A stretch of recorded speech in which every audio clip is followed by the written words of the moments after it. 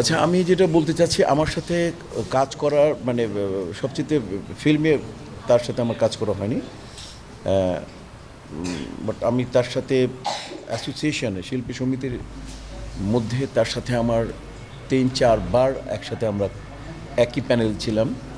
এবং মানে ওনার মতো সজ্জন ব্যক্তি সারা মানে ওনার মতো মানে হাস্যোজ্জ্বল ব্যক্তি, ওনার মতো মানে মানুষকে দেখলেই হাসে। আপনি করে যদি কথা বলি, উনি বলতেন আপনি করে বলো কেন ভাই, আমাকে কি পর করে দিলে তুমি করে বলবা।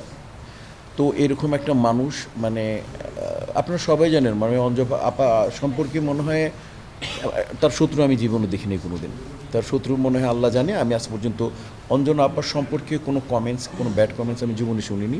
এবং আমাদের সমিতিতে যখন কোনো কিছু হতো এবং উনি সবার সাথে তার সম্পর্ক একেবারে টপ। আমাদের ধরেন আপনারা জাক ভাই, আলমগীর ভাই, সোহেল রানা সাহেব থেকে আরম্ভ করে একেবারে একটা যদি জুনিয়র শিল্পী হোক তার সাথেও তার একেবারে হৃদ্যতা এভাবে জড়ায় ধরতেন। মানে আমি এক কথায় বলবো যে এইগুলো গল্প সাবানা আবার শুনতাম, সাবানা আপা এরকম ছিলেন।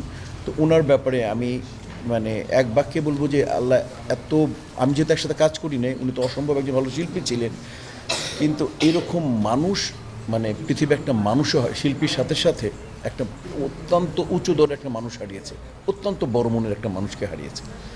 আমি এটা এবং এইটা এই মানে এটা পূরণ এটা হবে না, ওনার মতো মানুষ পাওয়া যাবে না। মানুষ আমার মতো সবাই দেখতে তো মানুষের মতো লাগে, কিন্তু মনুষ্য বোধ কয়জনের আছে, মানবিক বোধ কয়জনের আছে।